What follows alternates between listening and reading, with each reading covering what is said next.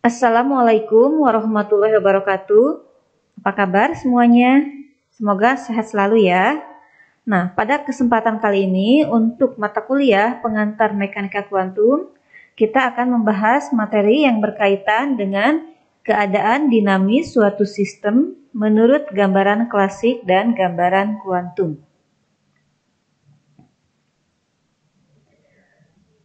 Nah, subpokok materinya dimulai dari fungsi gelombang, kemudian yang keduanya yaitu distribusi kebolehjadian momentum, serta yang ketiganya adalah hubungan gelombang de Broglie dan sifat matematis tertentu dari paket gelombang.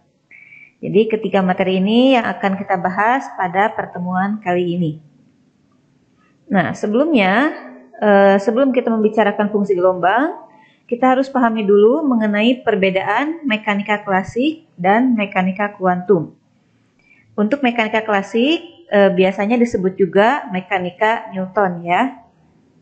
Nah, dalam mekanika klasik ini kedudukan awalnya dapat ditentukan. Selain itu, momentum awal juga dapat ditentukan.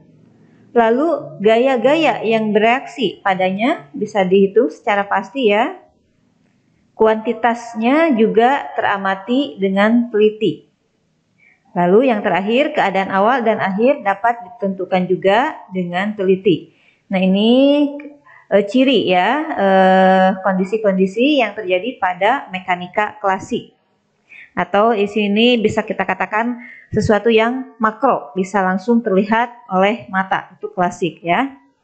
Sementara untuk mekanika kuantum, nah kuantitasnya memang dapat teramati ya. Di sini memang bisa dihitung. Nah, di sini tetapi untuk kuantitas yang teramatinya bersifat berbeda dengan atomik karena dalam mekanika kuantum parameter yang ditinjaunya kan skala atomik. Kemudian yang ketiganya bahwa kedudukan dan momentum awal dalam mekanika kuantum tidak dapat diperoleh dengan ketelitian yang cukup. Nah, ini yang membedakan antara mekanika klasik dan mekanika kuantum. Kemudian sekarang kita masuk ke pokok bahasan mengenai fungsi gelombang. Atau biasanya dalam mekanika kuantum ya diberi simbol seperti ini, psi ya. Nah, kuantitas yang diperlukan dalam mekanika kuantum yaitu fungsi gelombang psi dari benda itu sendiri. Nah, dengan fungsi ini, sekalipun maknanya secara fisika tidak ada tafsiran khusus ya, tidak mempunyai makna fisis, akan tetapi dengan mengetahui nilai psi ini nanti ya, bisa kita tentukan nilai psi mutlak kuadrat ini yang dicari pada suatu tempat tertentu, sehingga ini bisa menyatakan suatu probabilitas atau suatu nilai untuk mendapatkan benda di tempat itu pada saat itu. Jadi dari nilai psi tadi secara mandiri tidak ada tafsiran fisisnya, tetapi dengan dikombinasikan, misalkan nilainya dinyatakan sebagai psi kuadrat mutlak, maka dia dapat menyatakan nilai suatu peluang ya. Kemudian bisa juga diperoleh nilai momentum sudut, ataukah energi ya dari benda dari nilai fungsi gelombang itu sendiri. Jadi banyak parameter besaran lain yang bisa diperoleh dengan kita bisa dengan menganalisis nilai psi. Lalu persoalan mekanika kuantum yaitu kita harus menentukan nilai psi ini ya untuk suatu benda bila memang kebebasannya dibatasi oleh aksi gaya eksternal. Jadi ini yang jadi fokus gitu kan, fungsi gelombang psi. Nah, distribusi keadaan yang bergantung secara kuantum ya, bergantung waktu secara kuantum. Nih, kalau kita perhatikan ilustrasi yang pertama ini, di sini ada beberapa fungsi T. Mulai T1, T2 sampai T5. Jadi ini fungsi waktu. Ya, ini keadaan bergantung waktu pada suatu titik tertentu. Nah, ini yang disebut dengan kawasan kebolehjadiannya atau peluangnya. Kemudian kalau kita nyatakan dalam ilustrasi yang kedua ini, nah ini sebagai jalur lintasan partikelnya gitu ya. Ini jalur lintasan partikelnya. Sementara bagian-bagian dari waktu tertentu, misalkan ini T1, T2, T3, masing-masing itu ada wilayah kebolehjadiannya. Nah, kalau kita misalkan perhatikan di sini ada suatu sinar yang melewati dua celah sempit, ya, dari sumber utama, kemudian melewati celah pertama sebagai S1, melewati celah kedua sebagai S2. Sehingga nanti yang tertangkap pada screen atau pada layar ini yaitu perpaduan dari kedua sinar yang berasal dari sumber S1 dan S2 ini. Atau kalau kita nyatakan dalam ilustrasi skematiknya seperti ini ya. Nanti tertangkap di layar ada fungsi D, ini jarak antar kedua celah. Kemudian ada Y, yaitu jarak dari puncak maksimum terang pusat ya, sampai ke suatu titik, di mana di titik tertentu yaitu hasil perpaduan dua sinar yang berasal dari kedua celah tersebut.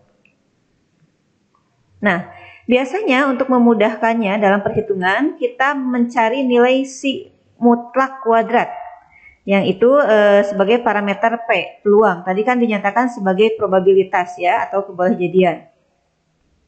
Nah, berdasarkan prinsip Huygens, jika tadi di sini yang keluar dari sumber satu sebut saja fungsi gelombangnya Si1, yang keluar dari sumber kedua sebut saja Si2, maka berdasarkan prinsip Huygens di sini ya, totalnya yaitu Si1 tambahkan Si2. Ini yang akan tiba di layar. Nah, dengan nilai intensitas itu sebanding dengan kuadrat mutlak dari si fungsi gelombang. Nah, nilai kuadrat mutlak fungsi gelombang ini juga sebanding dengan peluangnya ya. Ini parameter-parameternya. Selanjutnya, pola interferensi berkas elektron melalui sebuah filter. Kalau kita perhatikan ilustrasi gambar di atas ini, ada dua gambar yang mirip tapi berbeda. Kita perhatikan gambar yang pertama ya. Ini kan si kuadrat mutlak, ini berarti peluangnya.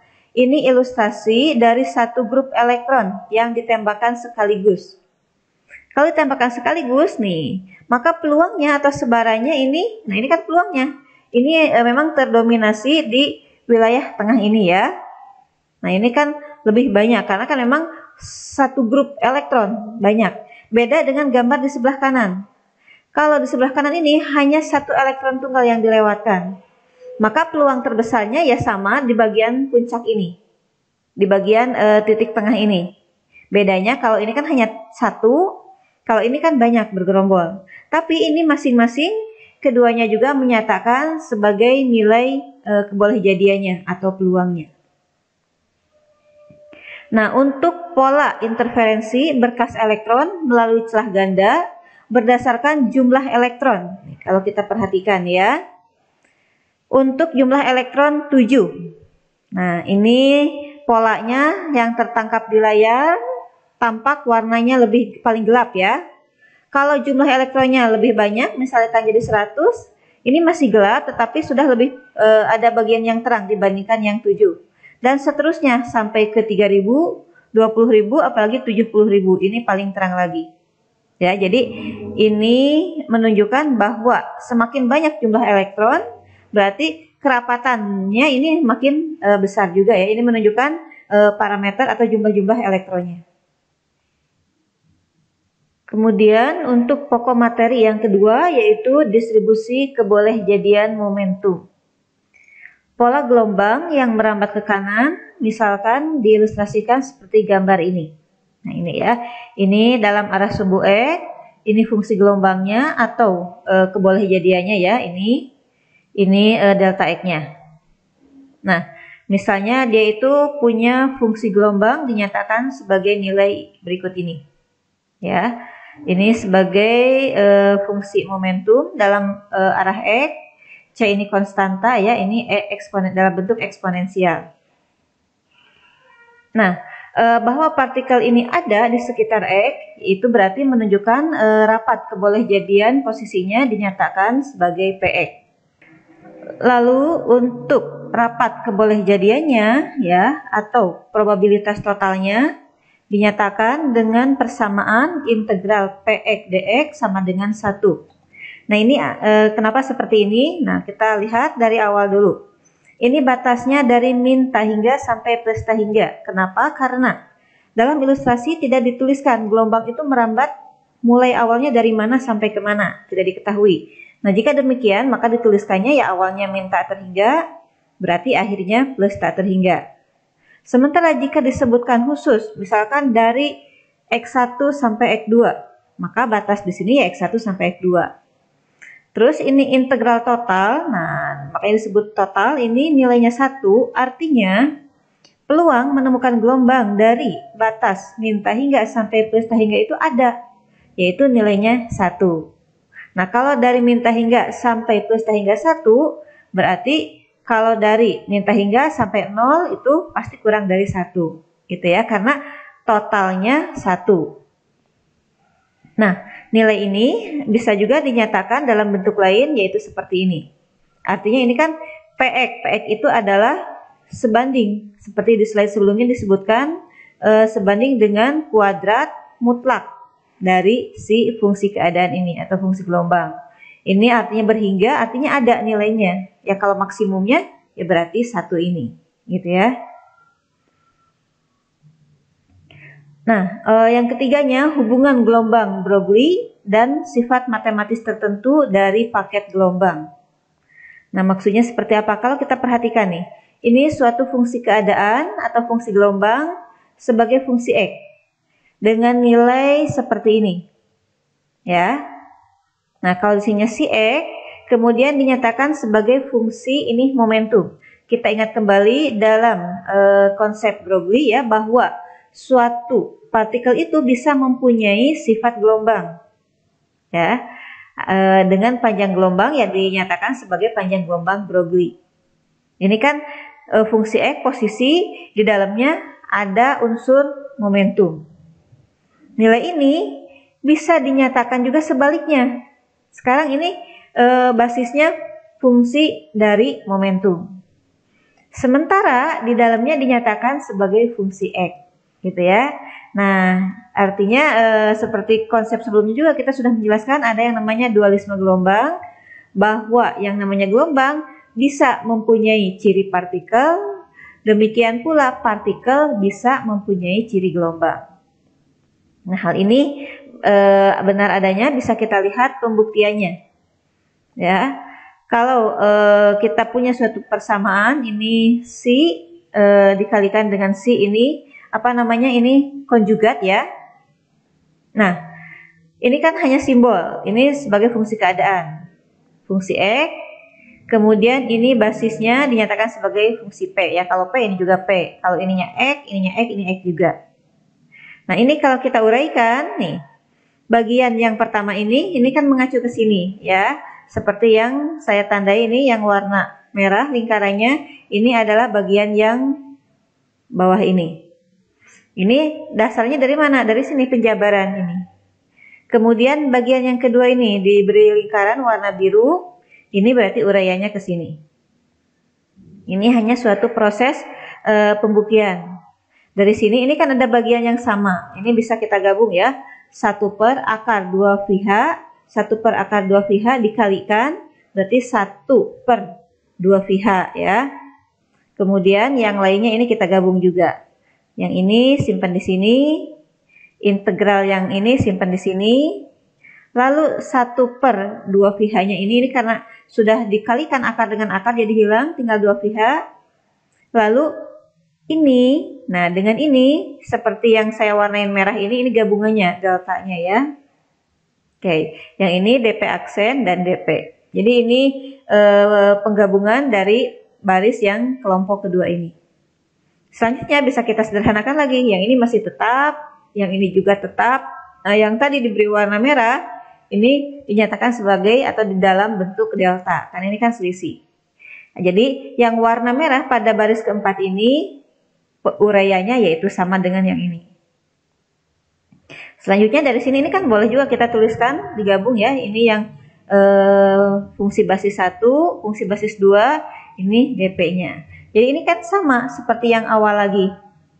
Artinya nilai ini ya sama dengan ini, terbukti. Jadi ini juga benar menyatakan bahwa si gelombang Broglie itu ya ada hubungannya dengan paket gelombang, karena partikel bisa dinyatakan sebagai gelombang, demikian pula sebaliknya.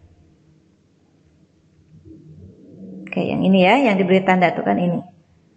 Oke, berikutnya kita ada asumsi ya, misalkan ada pendekatan jika si fungsi gelombang 1 dan fungsi gelombang kedua itu nilainya saling ortogonal, ya.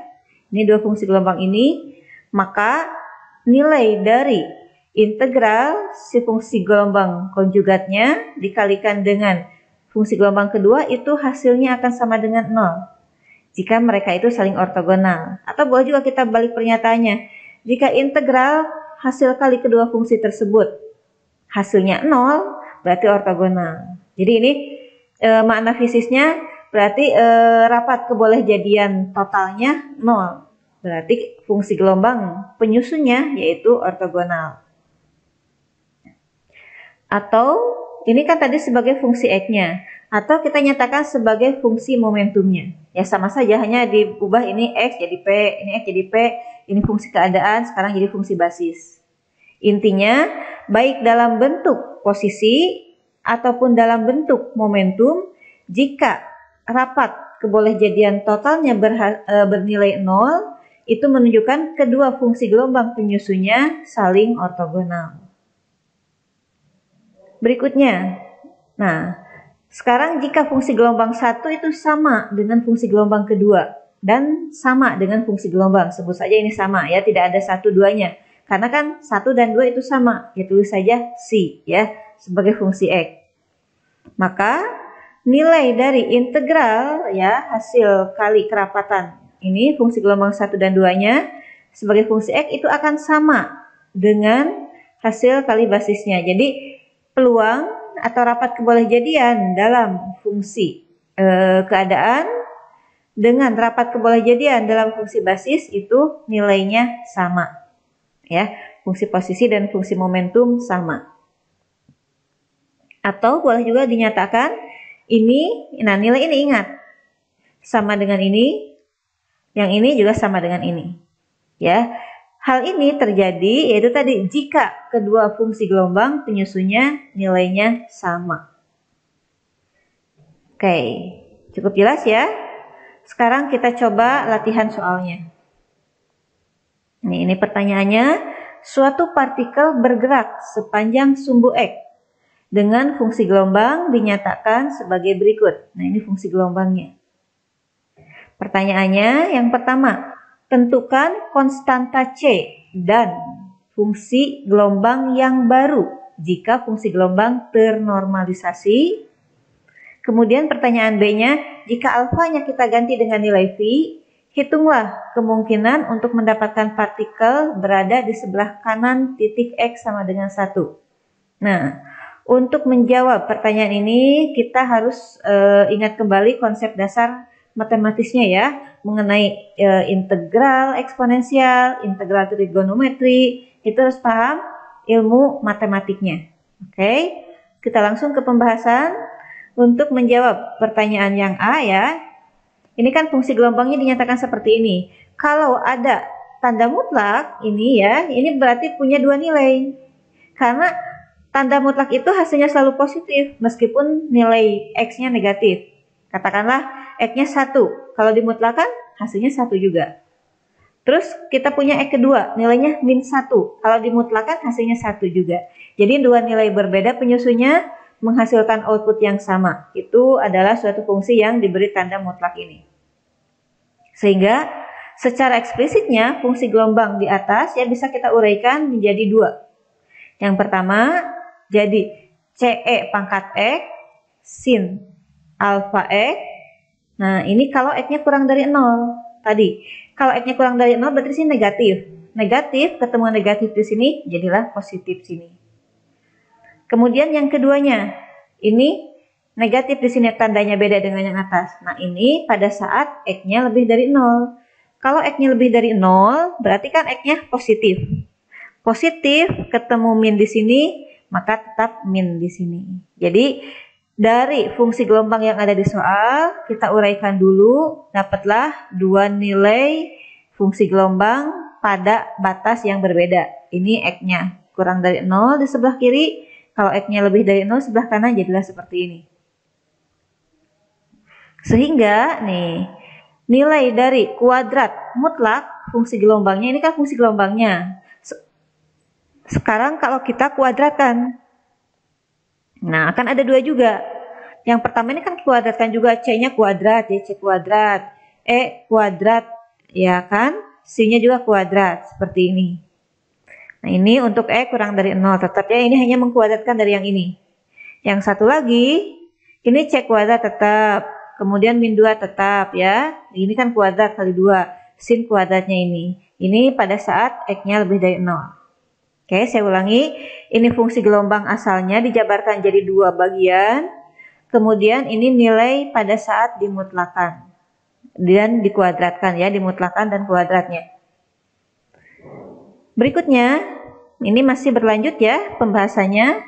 Nah, suatu gelombang dikatakan ternormalisasi. Nih, tadi kan di pertanyaannya harus ternormalisasi. Nah, ternormalisasi itu artinya nilai dari kuadrat mutlak fungsi gelombang tersebut dari min hingga sampai plus hingga itu ada nilainya 1. Jadi kalau memenuhi nilai ini itu dikatakan ternormalisasi. Jadi dari nilai fungsi kuadrat mutlak yang sudah diperoleh sebelumnya, ini dari slide sebelumnya ya, ini ditulis ulang dulu biar kelihatan. Sekarang kalau kita perhatikan fungsi ini merupakan fungsi genap, ya kan? Kalau fungsi genap, nih. Ini kan seluruhnya berada di atas sumbu X, ya kan?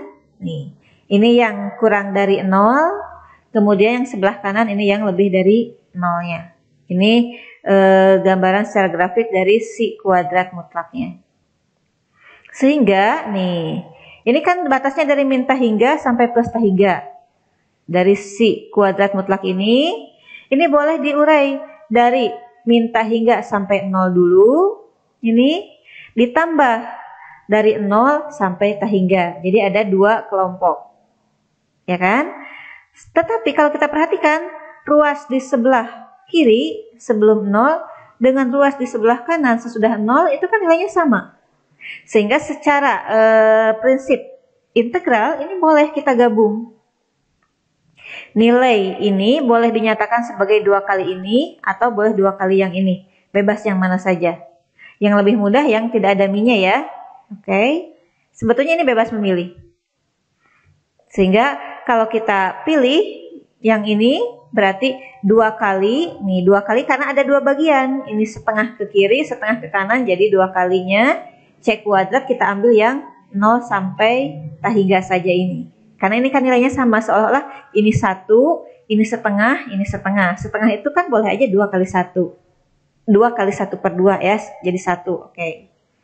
Oke, sampai sini bisa dipahami? Baik, kita lanjut ya. Yang sebelumnya kita tuliskan dulu yang hasilnya tadi dari integral min hingga sampai hingga itu kita tuliskan ulang dulu. Kita ambil yang nilai ini 2 kali ini ya. Dan di sini untuk menghitung nilai integralnya ya, fungsi sinusnya kita tulis dalam bentuk eksponensial. Nah, kita ingat teori matematisnya, ada hubungan antara trigonometri dengan bentuk eksponensial. Yaitu nilai sin X kesetaraannya, nah ini sudah setara nilainya seperti ini. Ini di matematiknya atau mungkin di kalkulusnya. Sudah dipelajari ya. Sekarang di sini di kuantum kita tinggal memakai kesetaraan ini. Nah, karena di sini sinnya sin kuadrat, kalau ini sinnya sin X, maka sekarang kita ambil yang kuadratnya. Kalau jadi sin kuadrat AX, berarti ini kan dikuadratkan. 1 kuadrat tetap 1. 2 kuadrat itu 4. Nah, I kuadrat itu nilainya min 1. Karena I itu kan imajiner. Nilainya akar min 1. Kalau I-nya kuadrat, jadi min 1. Maka ini tulisnya jadi min 1 per 4. Min-nya simpan di depan sini. Kemudian ininya kuadrat jadi E. I. A. X ya, dikurangi E min I alfa X, maksudnya dikuadratkan. Ya, karena kan ini sin X, kalau ini sin alfa X. Jadi di depannya ada alfa X-nya. Karena ini kuadrat, ini juga kuadrat. Nah, nilai ini kita uraikan dulu ya. Ini diuraikan, ini min 1/4-nya tetap, ini kuadratnya aturannya seperti matematik biasa ya, tetap ini misalkan ingat A min B kuadrat, jadi A kuadrat min 2AB plus B kuadrat. Ini konsepnya seperti itu. Hanya ini nilai-nilainya dalam bentuk eksponensial. Nah, dari sini kita lihat dulu, ada bagian yang sama ini. I alfa X dikurangi I alfa X berarti 0. Pangkat 0 kan nilainya 1, berarti ini tinggal 2. Yang lainnya belum berubah. Sehingga nih, integral dari min ta hingga sampai plus ta hingga karena tadi ternormalisasi, kan nilainya sama dengan 1, berarti, nah nilai ini kan sama dengan yang ini. 2C kuadrat, ya, integral, nah, pangkat min 2X, nah sin kuadrat alfa X-nya ganti dengan ini. Yang barusan kita turunkan dulu. Ini pindahkan ke atas ini. Jadilah seperti ini. Selanjutnya ini tinggal kalikan ke bagian dalam semuanya ya. Ini kali ke sini, ini ke semua ruasnya. Nah, setelah itu ya, ini kita sederhanakan dulu. Kalau konstanta kan boleh kita simpan di luar atau di depan dari integral. Ini ada 2. Kemudian ini ada min 1/4. Berarti min 2/4 atau boleh ditulis min 1/2 ya. Ini kan 2 dengan 4-nya 2 coret, sisa 2 di bawah. Ini C kuadratnya tetap, ini yang di dalam masih tetap ya. Ini belum dikalikan, hanya memindahkan min 1/4-nya ke bagian depan. Oke, ini kita pindah slide berikutnya. Nah, ini tulis ulang dulu bagian yang terakhir tersebut. Kita sederhanakan kembali, ini baru dikalikan ke yang dalamnya, jadilah seperti ini. Ini kali ke sini, ini kali yang ini 2 jadi ini dan seterusnya. Nah, dari sini kita kita integralkan. Kalau eksponensial integral kan koefisiennya jadi 1/, jadi penyebut, ya kan? Jadi 2i alfa min 2 ini ke depan. Ininya tetap, ini juga. Nah, min 2 jadi min 2 dibagi min 2. Karena ini kan min 2-nya ke bawah, ke depan ini. Berarti min 2 dibagi min 2 kan 1. Plus 1, makanya di sini jadi plus pangkat min 2X. Seterusnya juga ini sama. Ini hanya mengintegralkan bentuk eksponensial. Batasnya ingat, di sini dari 0 sampai tak terhingga. Nilainya tetap sama dengan 1 ya. Ini dari normalisasinya tadi. Berikutnya nih, kita masukkan syarat batasnya. Batas atas dikurangi batas bawah ya. Yang batas atas kan ini dari pangkat, berarti ini kan tak terhingga. Ya, yang atasnya ini 0, baru yang batas bawahnya X-nya masukkan nilainya 0. Kalau pangkat 0 kan 1, jadinya 1 ini. Ini juga pangkat 0-nya 1, begitu pula yang ada unsur pangkat 0 jadi 1. Maka jadilah seperti ini. Dari sini untuk memanipulasi matematiknya boleh kita samakan penyebutnya. Ya, di sini sudah dekat ya. Kita kan tujuan akhirnya mencari C tadi untuk pertanyaan yang A. Nah, ini dengan cara menyamakan penyebutnya. Sebelumnya kan ini ya 0 dikurangi ke sini dulu. Baru disamakan penyebutnya. Jadi seperti ini. Tahapan berikutnya. Nah, ini kan ada dikalikan yang bawah dulu. Ini yang lebih sederhana dulu. Untuk yang atas nih ya. Ini kalikan. Ini biarkan, maksudnya ini kali ke sini, ini ke sini dan seterusnya. Ini kan jadi 4 min 4 A kuadrat min 4 lagi yang ini. Kalau yang ini kan ada plus 2, di sini min ketemu min plus 2 jadi 4. Sementara 2i alfa ketemu min 2i alfa ini saling menghilangkan. Makanya sisanya tinggal plus 4. Yang dalam kurung ini hasil penjabaran kali ini. Sama seperti yang bawah hasilnya ini kan. Oke, bagian depan ini masih tetap. Oke, kalau kita perhatikan nih, tadi terlewat belum saya jelaskan. Di sini kenapa ini min, kok di sini jadi plus? Nah, karena ini kan ini min, ketemu min. Nah, makanya jadi plus. Di sini kan yang di dalamnya tetap yang ini. Makanya ke sini jadinya plus. Oke, selanjutnya, nah dari sini Kita perhatikan lagi, ini kan 1/2 C kuadrat. Ini 4 dikurangi 4, jadinya saling menghilangkan. Maka sisa min 4 alfa kuadrat saja. Yang penyebutnya masih tetap seperti ini. Ini sudah lebih sederhana lagi. Maka min 4-nya saling menghilangkan juga, sisa alfa kuadrat dibagi min 4. Ini bagi min 4 jadi plus 1. Nah, ini lebih sederhana lagi. Dari sini bisa kita langsung tuliskan C kuadratnya. Berarti 2 alfa kuadrat tambah 1 dibagi alfa kuadrat. Nah, kalau yang dicarinya adalah C, maka diakarkan nilai ini semua. Nah, inilah nilai C-nya yang warna merah. Tadi bagian A itu ada 2 pertanyaan. Nilai C, konstanta C, dan fungsi gelombang akhir. Nah, untuk fungsi gelombang akhir, kalau fungsi gelombang awalnya seperti ini, ya untuk akhirnya berarti C-nya ini ganti dengan C yang sudah diperoleh dari hasil sebelumnya ini. Sehingga fungsi gelombang akhirnya jadilah seperti ini. Oke, jelas terjawab ya. Jadi untuk jawaban bagian yang A, ini C konstanta C-nya, ini fungsi gelombang akhirnya. Selanjutnya untuk jawaban pertanyaan yang B. Nah, di sini jika alfanya kita ganti dengan nilai V, hitunglah kemungkinan untuk mendapatkan partikel berada di sebelah kanan titik X sama dengan 1. Jadi yang dicari adalah peluangnya, ya. Oke, kita langsung jawab. Nah, di sini besar kemungkinan partikel berada di sebelah kanan titik X sama dengan 1. Artinya berarti wilayahnya itu yaitu wilayah X lebih dari sama dengan 1. Nah, untuk peluangnya dari X lebih dari sama dengan 1, karena ini ada batasnya kan, batas awalnya 1. Tetapi batas akhirnya sebelah kanannya itu tidak tahu ya, tidak terdefinisi. Jadi kita nyatakan sebagai tak terhingga. Nah, ini nilainya berapa yang dicari? Kalau tadi dari min tak hingga sampai plus tak hingga nilainya 1, nah sekarang pasti jawabannya kurang dari 1. Tetapi berapa nilainya? Nah, untuk fungsi gelombang yang dikuadratkan mutlak ini kan tadi dituliskan ada 2 nilai ya. Untuk X kurang dari 0-nya ini, kemudian untuk X lebih dari 0-nya ini.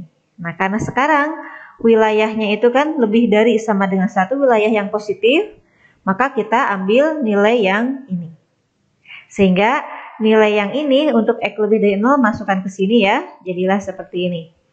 Tapi ingat di sini batasnya tetap dari 1 sampai tak terhingga.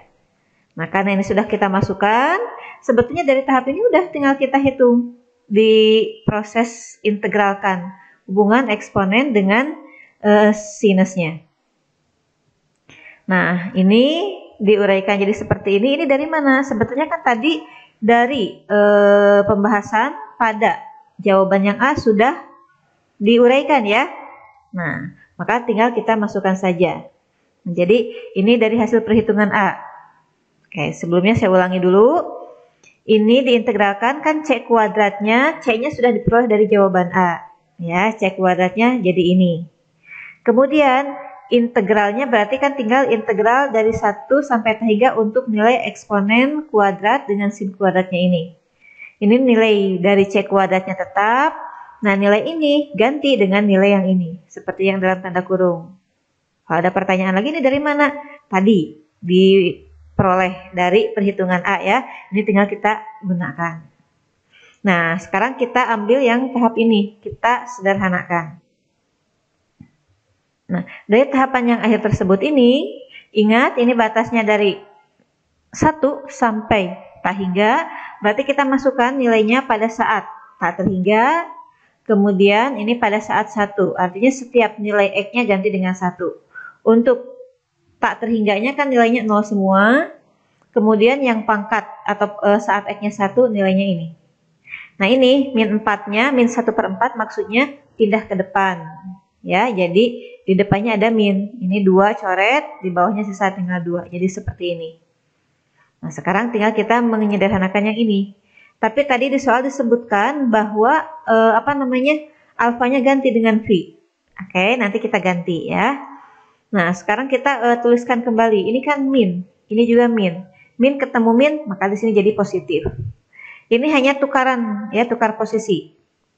Supaya yang kelompok ini tetap ini, nah yang kelompok ini minus pindah di sini, yang ini plus jadi ini. Kayak di sini memang ya kita harus teliti ya, harus hati-hati dalam hal mengerjakannya, takut ada tanda yang berubah saja otomatis akan menghasilkan nanti jawaban akhirnya yang keliru. Nah, sekarang kita substitusi semua nilai alfa di sini kita ganti dengan nilai V ya. Dari tahapan ini jadilah seperti ini. Jadi alfa, kalau alfa kuadrat ya jadi V kuadrat. Demikian pula seterusnya. Selanjutnya, kita ingat kembali ada hubungan eksponensial dengan trigonometri. Yaitu E pangkat I theta itu boleh kita nyatakan sebagai cos theta tambah I sin theta. Maka untuk nilai yang ini, yang bagian depannya masih tetap. Kemudian, nah yang ini kan mirip ke sini ya. Ini dijabarkan jadi ini. Ya kan? Ini E pangkat min 2-nya boleh ke depan. Berarti yang ini cos theta-nya karena theta-nya itu 2V tambah I sin 2V. Begitu pula dengan cara yang sama, ini pun sama ya. Hanya beda tandanya aja, yang tadi plus, sekarang kan di sini min, ini juga min. Bagian penyebutnya masih tetap. Nah, baik, dari sini sekarang kita akan sederhanakan ya. Nah, lihat bagian yang di baris berikutnya. Nah, ini ada E pangkat min 2. Ini juga sama ada, ini juga sama ada. Karena sama, maka kita simpannya di depan ini. Ya. Kalau yang V kuadrat tambah 1 dibagi 2V kuadratnya ini tetap. Karena ini E-nya sudah pindah ke depan, cos dari 2V atau cos 360 itu nilainya 1. Kemudian sin 360 itu nilainya 0. Jadi ini tidak perlu dituliskan. Maka di sini tinggal 1 dibagi. Ini sesuai dengan penyebutnya tetap. Min. Yang ini E-nya sudah pindah ke depan. Cos 360 atau cos 2V-nya 1. Ini sin ini nilainya 0 juga ya. Sin 360 0. Bagian bawahnya atau penyebutnya tetap. Nah, karena ini E pangkat min 2-nya sudah pindah ke depan, maka di sini tinggal 1. Oke, sudah cukup jelas sampai sini ya. Selanjutnya kita sederhanakan kembali ya, yaitu dengan cara menyamakan penyebutnya. Jadi ini dikalikan ke sini dapat seperti ini. Oke, bagian yang atas ini berarti kali ini, yang ini kali ke sini, kalau ini ya sama. Karena 1 berarti min 4. V kuadrat min 4 dibagi min 4V kuadrat min 4. Jadi ini seperti ini hasil penyederhanakan yang ini dengan cara menyamakan penyebutnya. Oke, bagian ini kita pindahkan dulu ke slide berikutnya. Nah, yang barusan kita tulis ulang kembali yang terakhir. Dari sini kita bisa sederhanakan ya. Yaitu nih, ini kan ada unsur yang sama, 2IV dikurangi 2IV, saling menghilangkan. Kemudian 2, ini min ketemu min, plus ya. Jadi 4 dikurangi 4 lagi, jadi 0. Maka yang tidak 0 sisanya tinggal min, 4V kuadrat, yaitu ini. Penyebutnya tetap. Ya. Kalau bagian depan ini masih belum diubah. Nah, sekarang di sini kan sudah lebih sederhana, ada beberapa unsur yang sama bisa saling menghilangkan. Yaitu di sini kan nih, kita perhatikan, ini min 4, min 4, min 4-nya ya. Kita hilangkan, sisa tinggal V kuadrat, di bawah juga V kuadrat. Karena ini kan dibagi min 4 berarti plus 1. Oke, ini kan sama nih. V kuadrat tambah 1, ini juga V kuadrat tambah 1, coret. Ini V kuadrat, ini coret dengan yang ini. Maka sisanya tinggal E pangkat min 2 dibagi 2. Atau ini boleh juga dituliskan bentuk lainnya, ini kan pangkat min. Kalau tuliskan di bawah jadi 1/2 E pangkat 2. Ya sudah, ini sebetulnya jawabannya. Kalau ingin tahu angkanya ya tinggal dihitung pakai kalkulator. E pangkat 2 itu berapa? Kalikan 2. Kemudian 1 dibagi ini semua. Maka diperoleh hasilnya adalah 0,068. Berarti betul ya, jawabannya kurang dari 1. Nah, tadi kan fungsi kuadrat itu areanya dari sini sampai ke sini. Itu 1. Sekarang hanya dari 1 itu kira-kira begini di sini. Yaitu wilayah ini ke sebelah kanan. maka peluangnya hanya sebesar 0,068. Inilah jawaban dari pertanyaan bagian B.